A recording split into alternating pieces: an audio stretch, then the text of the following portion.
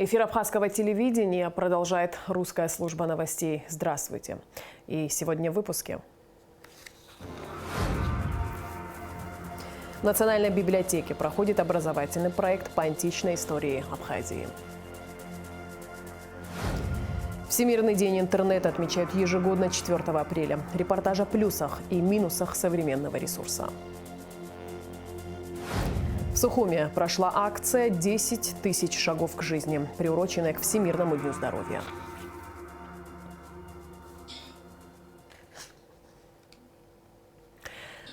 «170 заявок подано на данный момент для участия в новой программе развития сельского хозяйства. В 2022 году на реализацию целевой программы Минсельхоза в республиканском бюджете предусмотрено 100 миллионов рублей. На прошлой неделе под председательством первого вице-премьера министра сельского хозяйства Беслана Джопуа состоялось первое в этом году заседание конкурсной комиссии по рассмотрению заявок предпринимателей на получение государственной поддержки агробизнеса. Министерство, как в минувшем году, намерено делать упор на развитие растениеводства, животноводства, переработки сельхозпродукции. Министр здравоохранения Эдуард Бутба по приглашению заместителя председателя правительства Чеченской Республики Эльхана Сулейманова прибыл в Грозный. В Чеченской государственной телерадиокомпании состоялась встреча Эльхана Сулейманова, министр ЧР по национальной политике, внешним связям, печати и информации Ахмеда Дудаева с делегацией Министерства здравоохранения Абхазии. Эдуард Бутба в очередной раз выразил слова благодарности за машины скорой помощи, переданные Минздраву Абхазии в дар от Чеченской Республики в прошлом году. Машины скорой помощи были распределены по больницам и помогают спасать жизни наших граждан, сказал Бутба. Минздрав Абхазии будет развивать с Чеченской Республикой сотрудничество в области медицины.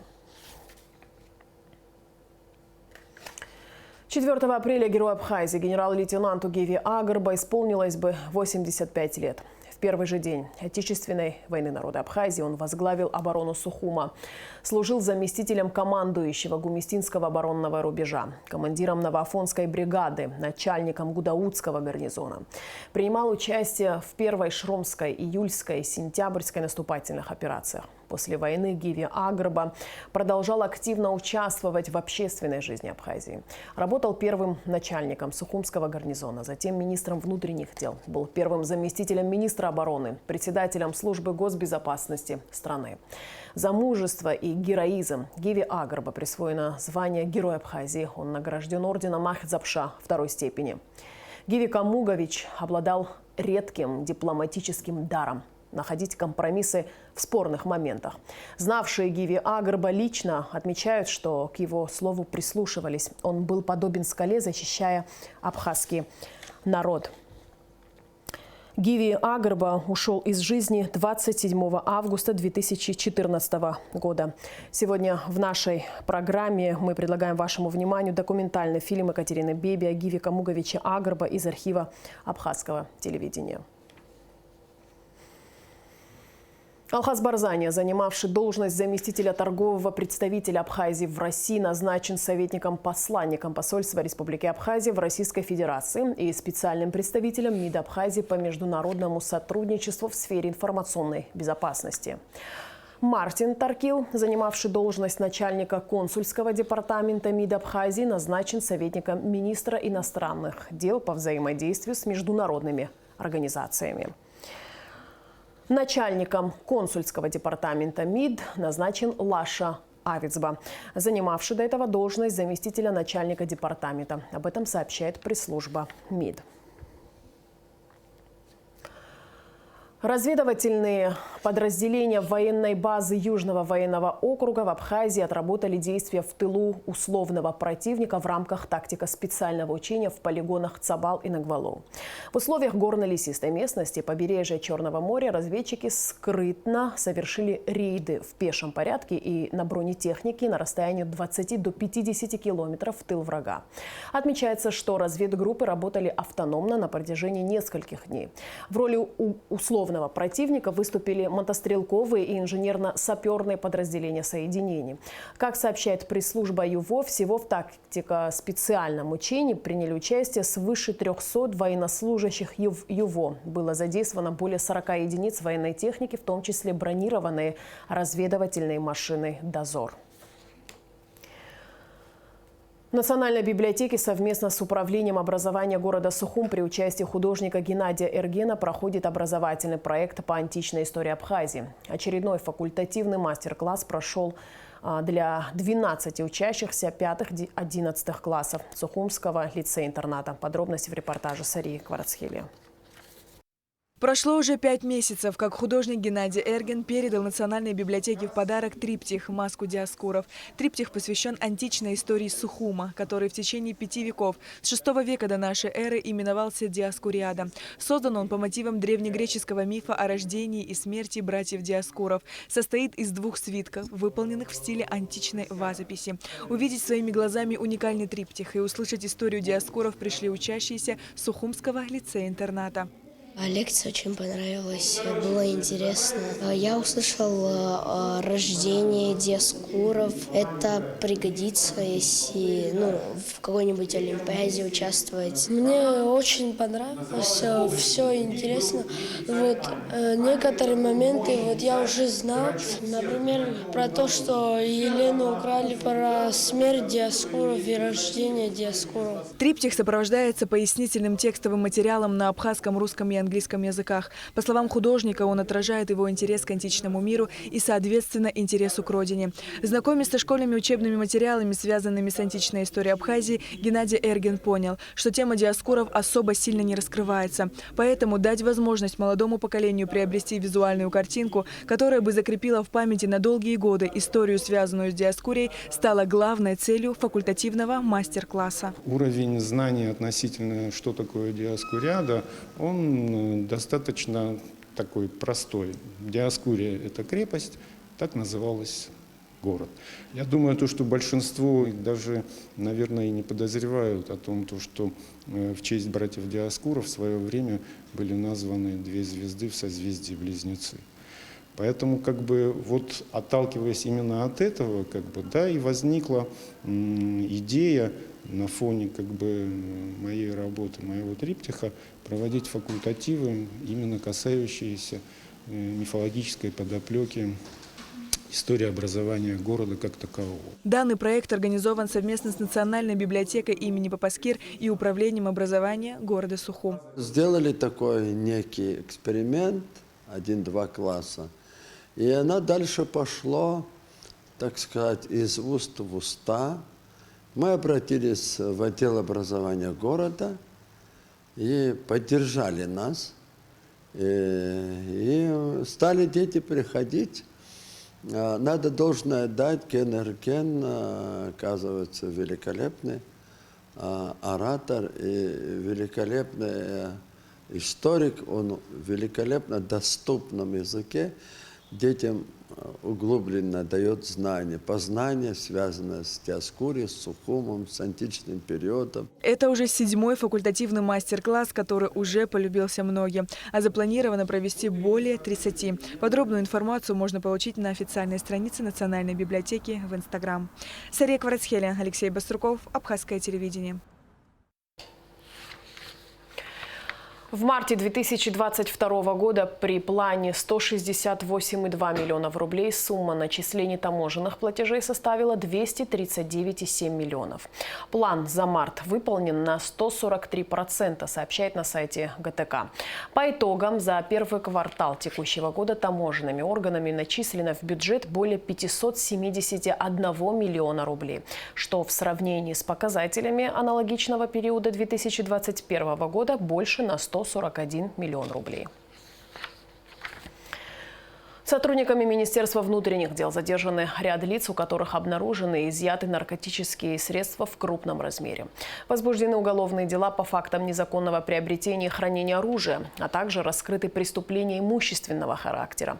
Все подробности в оперативной сводке МВД.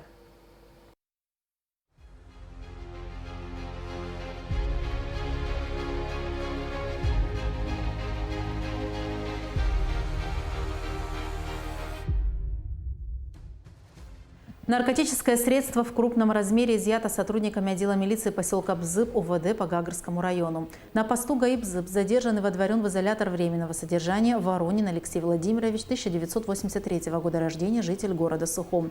В установленном законом порядке гражданин Воронин был подвергнут процедуре личного досмотра, в результате чего под стелькой носимой им обуви сотрудниками милиции обнаружен сверток с наркотическим веществом.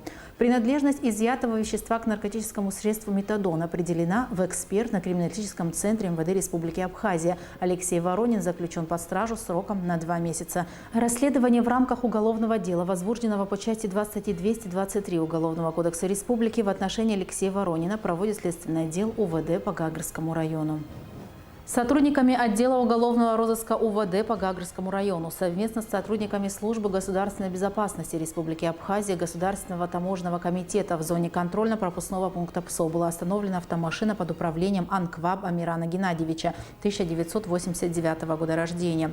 В ходе личного досмотра вышеназванного гражданина обнаружено наркотическое средство метадон. Аналогичное вещество изъято в ходе осмотра автотранспортного средства, принадлежащего вышеназванному гражданину. В отношении Амирана Анкваб следственным отделом УВД по Гагарскому району возбуждено уголовное дело по признакам преступления, предусмотренного частью 2 статьи 223 и частью 2 статьи 224 прим. 1 Уголовного кодекса «Незаконное приобретение, хранение, перевозка без цели сбыта, а также ввоз на территорию Республики Абхазия наркотического средства в крупном размере». Последний заключен под стражу.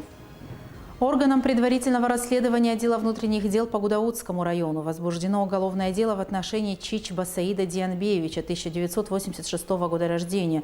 Последнему вменяется незаконное приобретение, перевозка, хранение наркотического вещества без цели сбыта. Наркотическое средство метадон у гражданина Чичба при личном досмотре изъяли сотрудники УКОН МВД совместно с оперативным составом КПМ «Мюссера» в ходе проведения профилактических мероприятий. Саид Чичба отпущен под подписку о невыезде. Аналогичное преступление вменяется жителю поселка Цандрипш Джарсале Гураму Масовичу, 1963 года рождения, у которого сотрудниками уголовного розыска Цандрипшского отдела милиции УВД по Гагарскому району в ходе реализации оперативной информации изъято наркотическое средство метадон. Расследование проводит отдел дознания районного управления внутренних дел в отношении гражданина Джарсале. Избрана мера пресечения в виде подписки о невыезде. Сотрудниками уголовного розыска МВД Республики совместно с сотрудниками отдела уголовного розыска УВД по Гагарскому району и отдела милиции поселка Цандрипш во время обследования транспортного средства, принадлежащего жителю села Мкилрипш Серебренникову Святославу Святославовичу, 90-го года рождения, был изъят пистолет системы Макарова калибра 9 мм с 8 патронами к нему. В отношении гражданина Серебренникова отделом дознания УВД по Гагарскому району по части 1 статьи 217 Уголовного кодекса возбуждено уголовное дело и избрана мера пресечения подписка о невыезде. Сотрудниками УР и МОБ ОВД по Гудаутскому району в ходе проведения оперативных мероприятий изъят автомат Калашникова калибра 7,62 мм с магазином, снаряженными 8 патронами к нему у жителя села Звандрипш Черкезии Олега Дониковича, 1986 года рождения.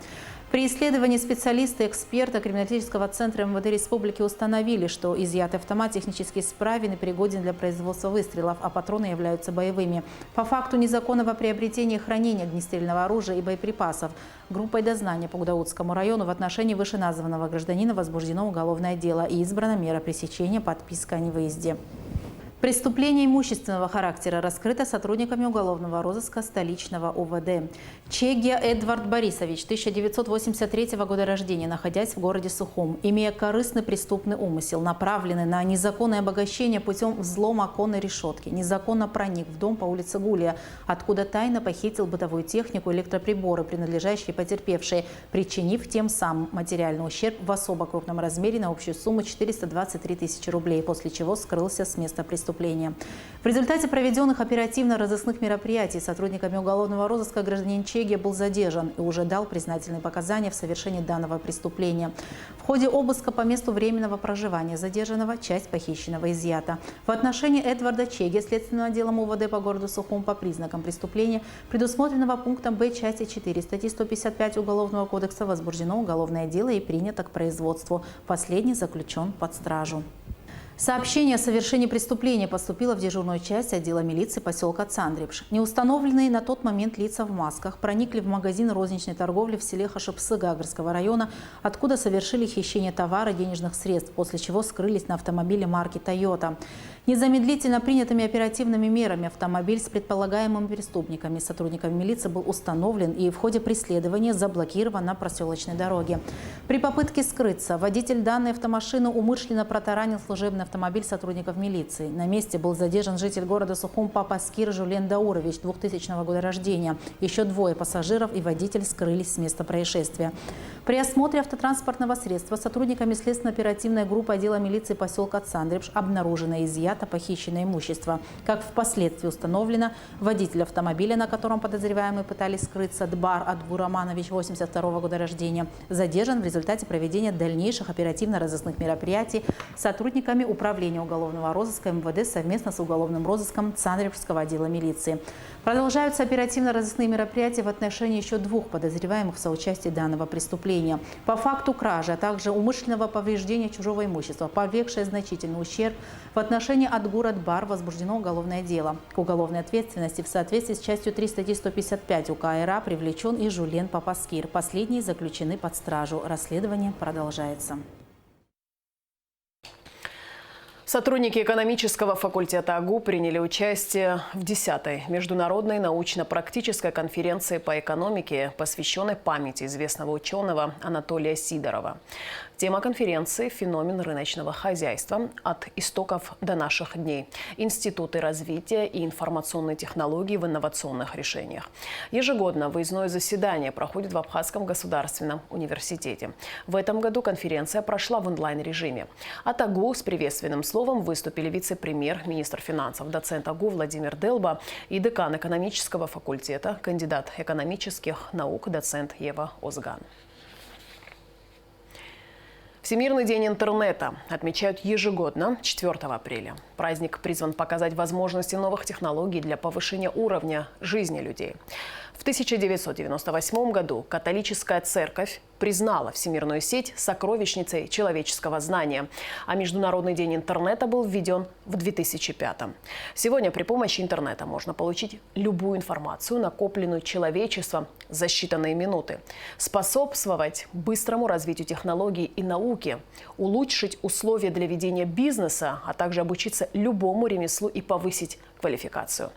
Однако, кроме положительных моментов, появились и отрицательные явления. Интернет-зависимость чревата серьезными психологическими и психическими расстройствами. О плюсах и минусах современного ресурса в репортаже Гугуцы Вардания. Жизни без, а порой и вне всемирной сети многие уже не представляют. Онлайн мы заказываем еду, записываемся к врачу, учимся и даже работаем. Всемирная паутина опутала почти каждого. Причем количество пользователей социальных сетей с каждым годом увеличивается. Компьютеры, планшеты, смартфоны. Доступ в глобальную сеть сегодня обеспечивают почти все гаджеты. Узнать о полезных вещах, найти интересную книгу или фильм – все это можно сделать за несколько секунд. Интернет дает много возможностей, обучает, расслабляет, отвлекает от повседневной суеты.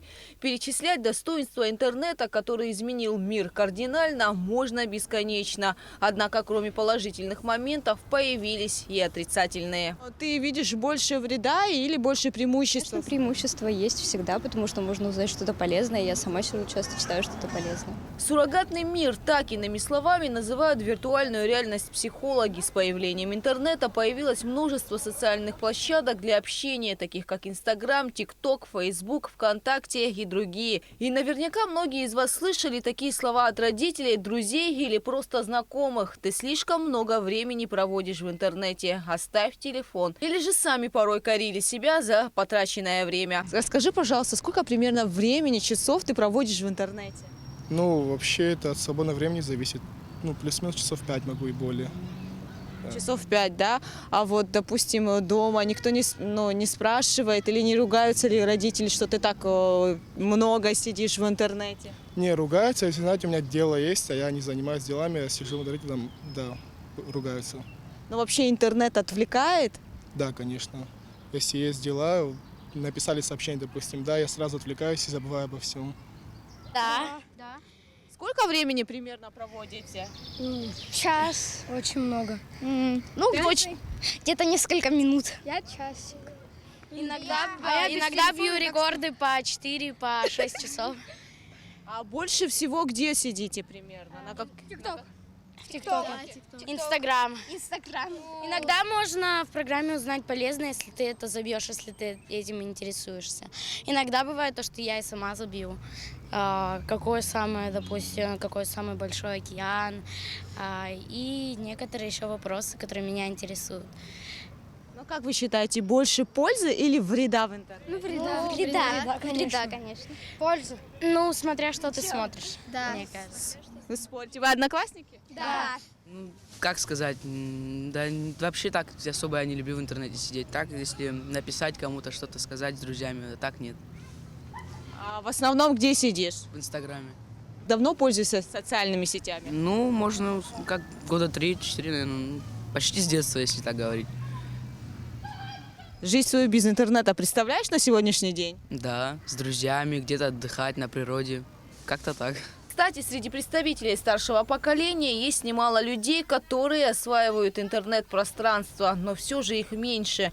Я смотрю телевизор. Если нужно что-то узнать, спрашиваю у внучки, говорит жительница Сухума Земфира Манукян. Пользуетесь всемирной паутиной? Честно сказать, моя девочка, у меня возраст как-то не позволяет. Я ничего не разбираюсь, не понимаю. У меня 72 года уже. Ну а так я больше ничего не могу сказать интернета. Я не разбираюсь. Но не пытались, да? Честно сказать, нет. Не пробовали, не интересно, да? Если когда что-нибудь мне внучка мне объясняет, говорит, бабушка, вот так, вот так. Мама двоих детей Виктория Гогио уверена, что вреда от пользования интернетом нет, если только извлекать пользу и правильно рассчитывать свое время. Дети тоже у меня, в принципе, особо от интернета независимы. Любят, да, развивающиеся мультики, но в плане там телефона, планшета. Как вы считаете, больше пользы или вреда? Ну, знаете, во всем есть и польза, и вред. То есть две стороны медали никто не отменял. Поэтому без интернета жизни нет, если из нее извлекать пользу. Да? У многих там бизнес построен, учеба на интернете. Это упрощает жизнь. Но и в то же время очень много ненужной информации, которая забирает наше драгоценное время и засоряет мозги подрастающего поколения, если так можно сказать. Дети смотрят на родителей. Если родитель все время с телефоном в руке, а мы действительно большую часть времени с телефоном в руке, то ребенок автоматически будет повторять за родителями и пытаться делать то же самое, потому что мы у него забираем что-то, чем пользуемся сами. Естественно, это будет вызывать истерики. Это во-первых. Во-вторых, когда ты что-то забираешь у ребенка, ты что-то должен ему давать взамен. То есть забрать у него телефон и сказать «займись полезным делом» – это не выход. Значит, нужно придумать совместное, желательно, какое-то интересное времяпрепровождение. Но это если уже говорить о том, когда проблема уже возникла. Для того, чтобы проблема не возникла, какие профилактические меры? В первую очередь, до 2 лет специалисты рекомендуют категорически ограничить просмотр именно интернета в виде телефонов, там, планшетов и так далее. То есть если это какие-то мультфильмы или что-то такое, то это 15-20 минут, 2 раза по 15 минут в день, допустим. Это должно быть на телевизоре, чтобы у ребенка не было ассоциации с телефоном. Это до 2 лет. По словам специалистов, в более старшем возрасте тоже очень важно контролировать, сколько времени ребенок проводит в интернете, так как на его просторах немало негатива. Например, в мире появилось такое понятие, как кибербуллинг – намеренное запугивание или травля человека с помощью цифровых технологий. В некоторых случаях злоумышленник действует анонимно и скрывает информацию о себе, чтобы избежать последующего наказания. Интернет – это замечательная вещь для поиска информации и общения, но нужно понимать, что виртуальный мир – это мир, в котором действуют свои законы. И любая информация, которая попадает в интернет, остается там навсегда, говорит психиатр Гванца Мачеваряни. Для того, чтобы защитить своего ребенка от негативной информации, от всяких людей с непорядочными мыслями, поступками и так далее, нужно в первую очередь очень внимательно следить и мониторить, какую информацию ребенок находит в интернете, с кем он общается и каким образом это он делает. Важно понимать, что интернетом могут пользоваться взрослые, и там есть свои правила поведения, чтобы не стать жертвой, собственно говоря, вот кибербуллинга. Потому что у меня был случай суицида, который произошел в Абхазии. После издевательства над девушкой в интернете вот была совершена попытка суицида. И это, между прочим, не единичный случай.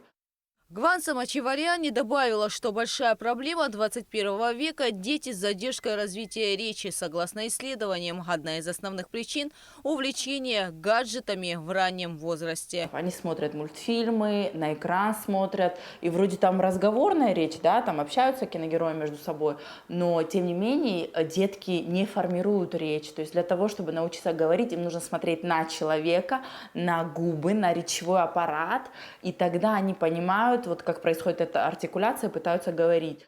В современном мире появилось еще одно понятие, которое называется интернет-серфинг. Наверняка многие из вас ловили себя на мысли, что уже несколько часов провели в интернете без поиска информации, без цели. Во-первых, для этого есть хорошее приложение, которое, опять же, приложение, но тем не менее они есть, которые ограничивают время, которое мы проводим в телефоне, в определенных приложениях. Это раз. Во-вторых, нужно проанализировать, что мы там делаем. Чаще всего взрослые люди – это способ отдохнуть. Но это не есть здоровый способ отдохнуть, потому что мозг все равно находится в состоянии обработки информации, и человек в итоге не отдыхает, он в итоге все равно устает и истощается. Подводя итоги, можно сказать, что необходимо контролировать ситуацию, ограничивать времяпровождение в интернете. У всемирной паутины очень много плюсов. Главное – не запутаться в ней или не зависнуть в сети навсегда. Гугуца Вардания, Сергей Каджая, Алексей Баструков, Абхазское телевидение. 3 апреля в Сухуми прошла акция «10 тысяч шагов к жизни», приуроченная к Всемирному дню здоровья. В мероприятии приняли участие студенты, активисты молодежных организаций, спортсмены и сотрудники Госкомитета по делам молодежи и спорту. В оздоровительные походы отправилась и наша съемочная группа. Репортаж Адицы Сагария. Акция «10 тысяч шагов к жизни», приуроченная Всемирному дню здоровья, отмечалась в Абхазии ежегодно. Из-за пандемии коронавирусной инфекции ее не проводили в 2020 и 2021 годах. Цель акции – обратить внимание людей на здоровье и необходимость профилактики заболеваний. Мероприятие было организовано Абхазским государственным университетом совместно с администрацией города Сухум, Госкомитетом по делам молодежи и спорта, МЧСом, Минздравом, Россотрудничеством и клубом «Спорт Апсным». Все проводим в соответствии с необходимыми требованиями. Понимаю, что маршрут достаточно непростой, но уверены, что по итогам все спустятся с очень хорошим настроением и положительным зарядом энергии. Думаю, что подобных акций надо проводить как можно больше, как можно чаще, потому как здоровая нация – это красивая и хорошая страна с перспективным будущим. Жители столицы с большим энтузиазмом приняли участие в оздоровительном походе. Хорошему настроению способствовала и отличная погода. Организаторы акции уверены, что подобные мероприятия вносят значимый вклад в формирование здорового образа жизни подрастающего поколения. К счастью, эта болезнь отступает от нас, и мы сегодня уже можем себе позволить собрать большое количество и молодежи, и детей, и взрослых, и организовать подобные мероприятия. Здесь уже не раз были, не раз его проходили, и вот предложили именно этот маршрут. Я думаю, все пройдет хорошо, все справятся и финишируют. Участники акции стартовали от памятника воинам Отечественной войны в селе Яштхуа. Если мы крепкие и здоровы, мы непобедимы все, да? И вчера этот маршрут мы прошли, посмотрели, чтобы никто не заблудился, развесили на сложных моментах, на сложных поворотах георгиевские ленточки. А сегодня огромное количество молодежи пройдет по тем местам, которые стали ключевым моментом для освобождения Сухума и дальнейшей уже победы абхазского народа в войне за свободу и независимость. Уверен, что все справятся. В рамках акции в столичной второй школе прошли открытые уроки здоровья. С особым интересом и увлечением дети отвечали на вопросы викторины о правилах здорового образа жизни. Школьники узнали много нового о питании, личной гигиене и пользе занятий спортом. Режим дня начинается с гигиенической процедуры.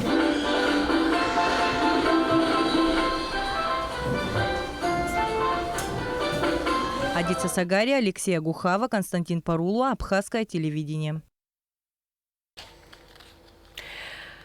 5 апреля состоится заседание сессии парламента 6-го созыва. В повестку дня включено 12 вопросов. Депутатам предстоит избрать первого заместителя председателя Верховного суда. На эту должность президентом предложена кандидатура судьи Верховного суда Сафарбея Миканба. Депутаты также рассмотрят законопроект о стратегических объектах Республики Абхазия. Планируется внесение изменений в Трудовой кодекс, в законы об оружии и о статусе депутатов Народного собрания, а также в регламент парламента. 6 отдельных вопросов повестки дня касаются внесения изменений в действующий закон о выборах депутатов Народного собрания Абхазии. Государственная инспекция по маломерным судам МЧС объявляет набор соискателей на должность водолаз с отправкой на учебу в Республику Крым сроком на 2 месяца. Обращаться в будние дни с 9 до 18 часов. Справки по телефону 921 22 17. И в конце выпуска прогноз погоды.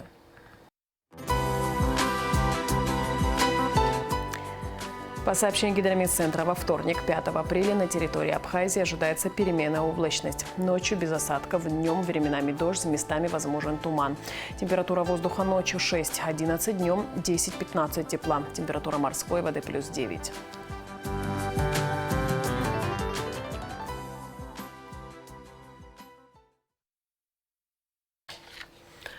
На этом наш выпуск завершен. Всего доброго и до встречи в эфире.